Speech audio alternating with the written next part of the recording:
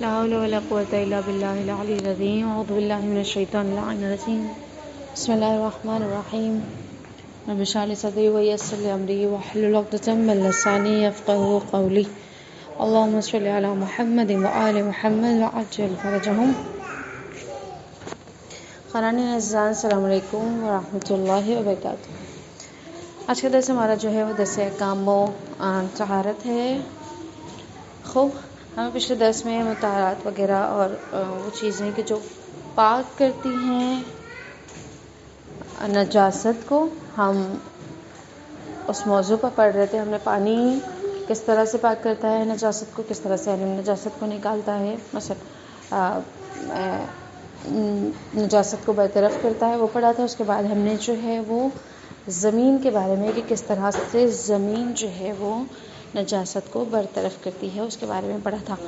خوب مطہرات جو ہم نے پڑھا تھا، وہ مطہرات کی جو قسمیں تھیں وہ تھیں 12 قسمیں. کون کون سی؟ پانی، زمین، سورج، استحالہ، انقلاب، انتقال، اسلام، مسلمان کا غائب ہونا، طبیعت، عینی نجاست کا برطرف ہونا، نجاست کھانے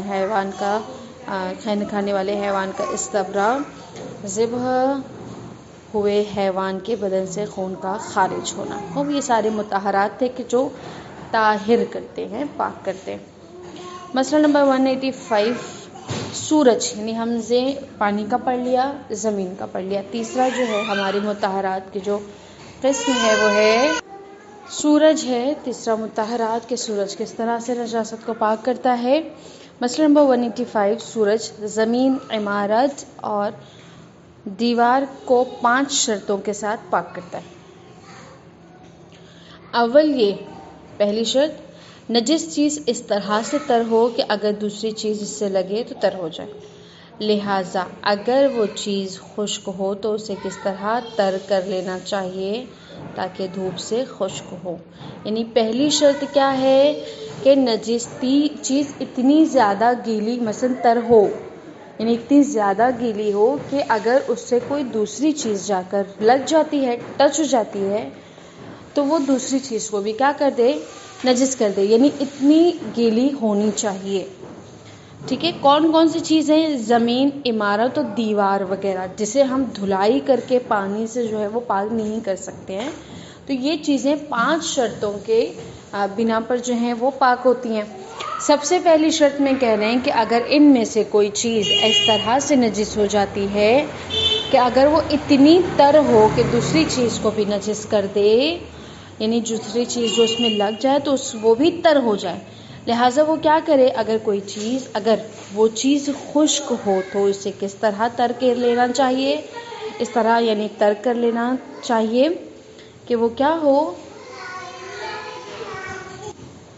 یعنی وہ تر ہوگی تو سورج اس کو کیا کرے گا؟ پاک کر دے گا. ٹھیک ہے، جو دھوپ اس پہ پڑے.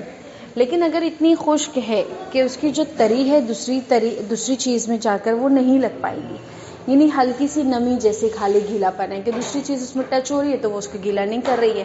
ٹھیک ہے، تو اس نجاست کو ہمیں گیلا کرنا ہے، یعنی تر کرنا ہے. اتنا تر کرنا ہے کہ اگر دوسری چیز اس میں لگ جائے گی تو وہ بھی تر ہو جائے گی. ٹھیک ہے، تب اس حال میں وہ کیا کرے گی؟ اس کو سورج پاک کرے گا. دوسری شرط کیا ہے؟ اگر کسی چیز میں عین نجاست ہو تو دھوپ سے خشک کرنے سے پہلے اس چیز کی نجاست کو دور کر لیا جائے. یعنی اگر کسی چیز پر جو ہے وہ عین نجاست، یعنی اگر عمارت، دیوار یا زمین پہ اگر عین نجاست ہے، اگر عین نجاست لگ گئی ہے تو دھوپ سے خشک کرنے سے پہلے اس چیز سے نجاست کو دور کر لیا جائے. یعنی عین نجاست کو ان چیزوں سے پہلے برطرف کر لیا جائے. اس کے بعد جو اس کے چیزیں مثلا وہ جو جگہ پر نجس ہو گیا، یعنی اگر کوئی عین نجاست مثلا خون وغیرہ کسی دیوار یا عمارت پہ کوئی ایسی لگ گیا ہے تو وہ پہلے کیا کرے؟ ہم اس خون کو پہلے ہٹا لیں. اب جو وہ نجاست رہ گئی ہے، وہ جو اس جگہ پر جو نجس ہو گیا، اب وہ اسے کیا کرے گی؟ دھوپ پاک کرے گی. ٹھیک ہے. تیسرا، کوئی چیز دھوپ میں رکاوٹ نہ ڈالے. بس اگر دھوپ، پردے، بادل یا ایسی کسی چیز کے پیچھے سے نجس چیز پہ پڑے اور اسے خشک کر دے تو وہ چیز پاک نہیں ہوگی. البتہ اگر بادل اتنا ہلکا ہو کہ دھوپ کو نہ روکے تو کوئی حرج نہیں ہے۔ اب تیسری شرط کیا ہے کہ دھوپ کی جو کرن ہے، جو دھوپ مثلا جو روشنی ہے سورج کی، وہ جو دھوپ آ رہی ہے وہ ڈائریکٹلی آنا چاہیے، کسی پردے کسی چیز ایسے حائل نہ ہو اس کے درمیان، یعنی ڈائریکٹ وہ کرن کیا ہے اس نجس چیز پر جا کر پہنچے۔ یعنی کوئی ایسا مثلا کوئی ایسی ٹین وغیرہ جو پلاسٹک کی آتی ہیں اس کے ذریعے آپ کہیں کہ ہاں نہیں دھوپ آ رہی ہے اور وہ زمین کو آ کے پاک کر رہی ہے، نہیں، بلکہ کیا ہے دھوپ ڈائریکٹلی آنا چاہیے، یا بادلوں کے پیچھے سے دھوپ نہیں آنا چاہیے، ڈائریکٹ سورج کی کرن جو ہے وہ ڈائریکٹ زمین پہ یا دیوار یا عمارت وغیرہ پر پڑے، تب جا کر وہ اس کو پاک کرے گی۔ لیکن اس میں ایک نقطہ کہہ رہے ہیں کہ اگر بادل اتنا ہلکا ہو، بہت ہلکا سا بادل ہے اور اس میں سے دھوپ آ رہی تو کوئی حرج نہیں ہوگا، وہ جگہ پاک ہو جائے گی۔ چوتھی شرط کیا ہے؟ فقط سورج نجس چیز کو خشک کرے، لہٰذا مثال کے طور پر اگر نجس چیز ہو اور دھوپ سے خشک ہو تو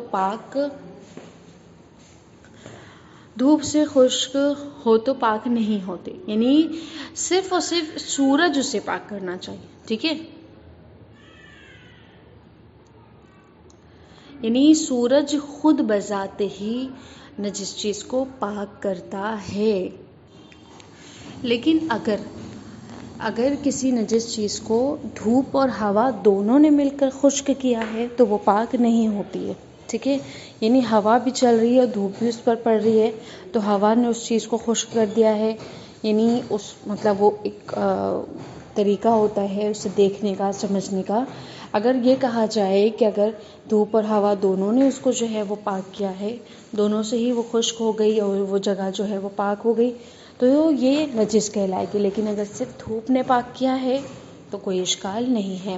پانچویں شرط یہ ہے کہ بنیاد و عمارت کے جس حصے میں نجاست صراحت کر گئی ہے دھوپ سے ایک ہی مرتبہ خشک ہو جائے، یعنی توڑ کر مثلا آج تھوڑی دیر میں یہ خشک ہوا، پھر کل تھوڑی دیر میں وہ چیزیں خشک ہوئی، ایسے نہیں ہو، بلکہ کیا ہو ایک ہی مرتبہ میں خشک ہو جائے، ٹھیک ہے؟ بس اگر ایک دفعہ دھوپ نجس زمین و عمارت پر پڑے اور اس کے سامنے والا حصہ خشک کرے اور دوسرا نچلا حصہ جو ہے وہ خشک کرے تو اس کے سامنے والا حصہ پاک ہوگا اور نچلا حصہ نجس رہے گا۔ یعنی جو بھی پاک کرنا ہے دھوپ کے ذریعے، جو بھی پاک ہو رہا ہے وہ صرف ایک ہی بار میں پاک ہونا چاہیے۔ مطلب اگر کوئی مثلا دیوار ہے، ایک سائڈ اور سے دوسری سائڈ تک پوری وہ تر تھی، ٹھیک ہے؟ اب جب دھوپ اس پر پڑ رہی ہے تو ایک بار میں جب اس نے پاک کیا، مثلا آگے کی پوری سوکھ گئی، خشک ہو گئی، وہ پاک ہو گئی، لیکن دوسری طرف سے دیوار جو ہے ویسے ہی تر ہے، وہ پاک نہیں۔ اب دوسرے دن دھوپ پڑ رہی ہے، اسے پاک کر رہی ہے، تو اس طرح سے وہ دوسرا جو حصہ ہے، اس کا پچھلا حصہ، اس کا نچلا حصہ وہ پاک نہیں ہوگا، بلکہ وہ فرنٹ کا جو ایریا ہے جس پر دھوپ پڑی تھی وہی صرف پاک ہوگا، ٹھیک ہے؟ تو یہ سورج کے مسائل تھے جو 5 شرطوں پر پاک کرتے ہیں۔ خوب، اب چوتھا جو تھا وہ مطہرات کا چوتھا نقطہ، مطہرات کا استحالہ تھا۔ اگر کسی نجس چیز کہ جنس یوں بدل جائے، یعنی اس کی اصل جو ہے وہ یوں بدل جائے کہ ایک پاک چیز کے شکل اختیار کر لے تو وہ پاک ہو جاتی ہے۔ مثال کے طور پہ نجس لکڑی جل کر راکھ ہو جائے، یا کتا نمک کی کان میں گر کر نمک بن جائے۔ لیکن اگر اس چیز کے جنس نہ بدلے، مثلا نجس گیہوں کا آٹا پیس لیا جائے یا نجس آٹے کی روٹی پکا لی جائے تو وہ پاک نہیں ہوگی۔ یعنی پوری جنس کو تبدیل کر دینا، یعنی اس کی جنس سے کوئی چیز، مثلا ہم اگر روٹی کی مثال لیں کہ روٹی جو ہے الگ چیز ہے، آٹا الگ چیز ہے، تو یہ جنس الگ نہیں کرتی ہے، ٹھیک ہے؟ ہم یہ کہیں گے کہ یہ روٹی جو ہے وہ اس آٹے کا جز ہے، ٹھیک، لیکن کہہ رہے ہیں کہ جب جنس بدل جاتی ہے، استحالہ کا مطلب یہ ہوتا ہے کہ بالکل اس کی اصل تبدیل ہو جائے، ٹھیک ہے؟ مثلا یعنی کوئی نجس چیز ہے، اس کی اصل پوری تبدیل ہو جا رہی ہے، کسی وجہ سے پاک کی صورت اختیار کر لے رہی ہے تو وہ کیا ہے؟ پاک کہلاتی ہے، ٹھیک ہے؟ خوب، یعنی اگر نجس لکڑی ہے اب وہ جل گئی، جل کے پوری راکھ ہو گئی، کوئلہ بن گئی، ٹھیک ہے؟ اب کوئلے کے اختیار میں کیا ہے؟ وہ پاک، ایک کوئلہ بن گیا. اب وہ کوئلہ کیا ہے خط میں ایک دوسری چیز بن گئی. یہاں پہ وہ کوئلہ کیا ہو جائے گا, راکھ اس کی, کوئلہ اس کا وہ کیا ہو جائے گا, وہ پاک ہو جائے گا. ٹھیک ہے. لیکن اگر کوئی گیہوں نجس تھا, اس کا آٹا پیس لیا گیا, اس کی روٹی بنا لی گئی, تب بھی وہ روٹی کیا ہے, نجس ہی کہلائے گی, بلکہ پاک نہیں کہلائے گی. ٹھیک ہے. مسئلہ نمبر 190. مٹی کا کوزہ اور دوسری ایسی چیز جو نجس مٹی سے بنائی جائیں نجس ہیں, لیکن وہ کوئلہ جو نجس لکڑی سے تیار کیا جائے, اگر اس میں لکڑی کی کوئی خاصیت باقی نہ رہے تو وہ کوئلہ پاک ہے. اور اگر نجس مٹی آگ سے مل کر مٹی کے برتن, یعنی اگر کوئی نجس مٹی ہے آگ سے مل کر کیا ہو جائے, مٹی کے برتن یا اینٹ میں بدل جائے, تو احتیاط واجب کے بنا پر نجس ہے. کہہ رہے ہیں کہ اگر پوری شکل اختیار کر لیتا ہے, مثلا نجس لکڑی کوئلہ بن جاتی ہے, تو وہ پاک ہے. ٹھیک ہے. لیکن اگر کوئی نجس مٹی سے جو ہے وہ مثلا گھروندے بنائے جائیں یا مٹکا بنایا جائے, یا جو کچھ بھی چیزیں اس کی بنائی جائیں, تو وہ کیا ہے, مٹی کا برتن یا اینٹ میں تبدیل ہو جائے, احتیاط کے بنا پر وہ کیا ہے, احتیاط واجب کے بنا پر وہ کیا ہے, نجس ہی کہلائے گی. ٹھیک ہے. خوب مسئلہ نمبر 5واں نقطہ انقلاب. مسئلہ نمبر 192. اگر شراب خود بخود یعنی اگر شراب خود بخود یا کوئی چیز ملانے سے, مثلا سرکہ اور نمک ملانے سے سرکہ, یا کسی چیز میں مثلا مل کر مثلا ملانے سے, مثلا سرکہ اور نمک ملانے سے سرکہ بن جائے تو پاک ہو جاتی ہے. ٹھیک ہے. یعنی اگر شراب جو ہے, شراب خود کیا ہے, نجس ہے. ٹھیک ہے. لیکن یہاں پہ انقلاب کہہ رہے ہیں. انقلاب کا مطلب کیا ہے, چینج آئے, بڑا چینج آ جائے. ٹھیک ہے نا, اور وہ لانگ لاسٹنگ ہو. ٹھیک ہے.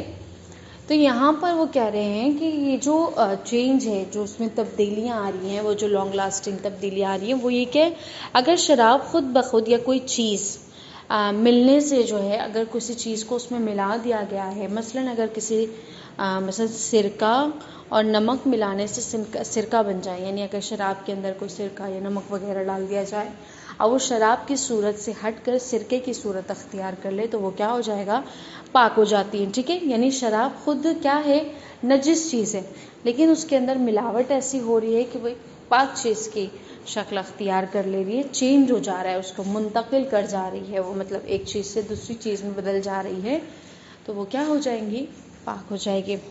وہ شراب جو نجس انگور یا ایسی کسی چیز دوسری چیز سے تیار کی گئی ہو, یا کوئی نجس شراب میں کوئی نجس چیز شراب میں گر جائے, تو سرکہ بن جانے سے پاک نہیں ہوتی. یعنی اگر یہ کہہ رہے ہیں کہ اگر وہ شراب جو ہے خود نجس انگور سے ہی بنائی گئی ہو, یعنی اوپر والے مسئلے میں یہ تھا کہ شراب بننے پر, یعنی انگور کے رس کو اتنا پکایا گیا کہ وہ شراب کی شکل اختیار کر لیا. اب جب شراب بن گیا تو شراب نجس ہو گیا, کیونکہ شراب نجس ہوتا ہے. ٹھیک ہے. لیکن انگور کیا تھا, پاک تھا. اب یہاں پہ مسئلہ یہ ہے کہ انگور ہی نجس تھا, نجس انگور سے ہی شراب کو تیار کیا گیا. اب وہ شراب سرکے کے اگر جو ہے حالت کو اختیار کر لیتا ہے, تو یہ سرکہ کیا ہوگا, نجس ہوگا, کیونکہ اس کی اصل یعنی انگور کیا تھا, نجس تھا. ٹھیک ہے. خب مسئلہ نمبر 194. نجس انگور, نجس کشمش اور نجس کھجور سے جو سرکہ تیار کیا جائے وہ نجس ہے. ٹھیک ہے. آٹومیٹکلی سمجھ میں آتا ہے کہ اگر چیزیں ہی نجس ہیں اور اس چیز سے بنایا جا رہا ہے اسے, تو وہ کیا ہو جائے گا, بن کر یعنی بننے کے بعد بھی کیا ہوگا, وہ نجس ہی ہوگا. مطہرات کا جو چھٹا تھا وہ ہے انتقال. مسئلہ نمبر 203. اگر انسان کا خون یا اچھلنے والا خون رکھنے والے حیوان یا حیوان کا خون کوئی ایسا حیوان جس میں عرفاً خون نہیں ہوتا, اس طرح چوس لے کہ وہ خون اس حیوان کے بدن کا جزء ہو جائے, مثلا مچھر انسان یا حیوان کے بدن سے اس طرح خون چوسے تو وہ خون پاک ہو جاتا ہے, اور اسے انتقال کہتے ہیں. لیکن علاج کی غرض سے انسان کا جو خون جونک چوستی ہے, چونکہ یہ علم نہیں ہوتا کہ یہ اس کے بدن کا حصہ ہو گیا, لہذا نجس ہے. انتقال کرنا یعنی ایک جگہ سے دوسری جگہ مثلا کنورٹ, مثلا ایک مثلا جو یہ راستہ ہے، مثلا ایک سے دوسری جگہ تک پہنچ جانا، کہہ رہے ہیں کہ اگر کوئی نجس حیوان کا، مثلا خون جہندہ رکھنے والے کسی حیوان کا یا کسی انسان کا خون ہے، اب وہ ایسی کے جسم میں جا رہا ہے، کسی مثلا جانور کے جسم میں ایسے جا رہا ہے کہ جس کا خون نجس نہیں ہوتا. مثلا اگر کسی انسان کا خون ہے جو کہ مچھر نے چوسا ہو، ٹھیک ہے، اب مچھر نے اگر اسے چوس کر وہ مچھر کی بدن کا جز بن گیا، تو تھا تو یہ انسان کا خون کیا ہے؟ جہندہ ہے، نجس ہے، ٹھیک ہے. اب یہ انسان کا جو خون ہے مچھر کے اندر جب منتقل ہو گیا تو وہ یہ مچھر کے اندر کا جو خون ہوگا وہ پاک کہلائے گا. کیوں؟ کیونکہ اس کا کیا ہے؟ خون جو ہے وہ پاک ہے اور اس کا وہ جز بن گیا، یعنی وہ اس کا حصہ بن گیا. یہ نہیں کہلائے گا کہ مچھر کے اندر جو خون ہے وہ ایک انسان کا یا کسی حیوان کا جو ہے وہ خون تھا تو یہ نجس ہو گیا، نہیں، بلکہ وہ اس کے بدن کا حصہ بن گیا ہے تو وہ کیا ہو جائے گا؟ پاک ہو جائے گا، ٹھیک ہے. لیکن کہہ رہے ہیں کہ اگر کوئی سی علاج کی غرض سے جونک جو بٹھائی جاتی ہے، وہ گندا خون جو انسان کے جسم سے کھینچتی ہے، تو وہ کیا ہوتا ہے یہاں پر یہ پتہ نہیں ہوتا اس چیز کا، جو ہے وہ کلیئر نہیں ہوتی کہ وہ اس کا حصہ بنا یا نہیں بنا. بس وہ جونک کا جو ہے وہ خون جو اس نے انسان سے چوسا ہوتا ہے وہ پاک نہیں ہوتا. مطہرات کا جو 7واں ہے وہ ہے اسلام. اسلام یعنی مسلمان ہو جانا، ٹھیک ہے، وہ پاکیزگی کہلاتا ہے، مثلا پاک کر دینا. مثلا نمبر 205 میں اگر کوئی کافر شہادتین پڑھ لے، یعنی کسی بھی کی زبان پر اللہ کی وحدانیت اور خاتم الانبیاء رسول کی جو ہے نبوت کی گواہی دے دے تو مسلمان ہو جاتا ہے، اگرچہ وہ مسلمان ہونے سے پہلے نجس کے حکم میں تھا، لیکن مسلمان ہو جانے کے بعد اس کا بدن، تھوک، ناک کا پانی، پسینہ پاک ہو جاتا ہے. لیکن مسلمان ہونے کے وقت اگر اس کے بدن پر کوئی عین نجاست ہو تو اسے دور کرنا اور اس مقام کو پانی سے دھونا ضروری ہے. بلکہ اگر مسلمان ہونے سے پہلے ہی عین نجاست دور ہو چکی ہو تب بھی احتیاط واجب یہ ہے کہ اس مقام کو پانی سے دھو ڈالیں. یعنی اب نجس، مثلا کافر نجس ہے، اسلام کا مطلب یہ ہے کہ کافر کلن نجس ہوتا ہے، ٹھیک ہے. اب وہ جو نجس ہے، کافر جو نجس ہے، اب اس سے وہ پاک کیسے ہوگا؟ جب شہادتین یعنی کلمہ لا الہ الا اللہ محمد الرسول اللہ اس نے اقرار کر لیا، زبان سے جاری کر دیا، بس وہ آٹومیٹیکلی کیا ہو جاتا ہے؟ پاک ہو جاتا ہے کلمہ شہادتین پڑھنے سے. لیکن کہہ رہے ہیں کہ اگر اس کے جو بدن کا، مثلا جب وہ مسلمان ہو گیا ہے، مسلمان ہو جانے کے بعد اس کا جو بدن کا مثلا تھوک وغیرہ ہے یا ناک کا پانی یا اس کا پسینہ جو ہے وہ سب کچھ کیا ہو جاتا ہے؟ شہادتین پڑھنے سے کیا ہو جاتا ہے؟ پاک ہو جاتا ہے. لیکن مسلمان ہونے کے وقت یعنی شہادتین پڑھتے وقت اگر اس کے بدن پر کوئی عین نجاست، ٹھیک ہے، اگر کوئی خون وغیرہ یا پیشاب کا کوئی چھیٹا اس کے اوپر مثلا اس کے بدن پر لگا ہو تو اسے دور کرنا کیا ہو جاتا ہے؟ اس مقام کو پانی سے دھونا لازمی ہے، ضروری ہے. بلکہ اگر مسلمان ہونے سے پہلے ہی عین نجاست دور ہو چکی ہو، یعنی عین نجاست اس کی بدن پہ سے ہٹ گئی تھی، ٹھیک ہے نا، یعنی مسلمان ابھی نہیں ہوا، اس کے پہلے ہی وہ ہٹ چکی تھی، اس کے باوجود یہاں پہ کہہ رہے ہیں کہ تب بھی احتیاط واجب یہ ہے کہ اس مقام کو اس وقت کیا کیا جائے جب وہ مسلمان ہو رہا ہے تو دھو لیا جائے، ٹھیک ہے.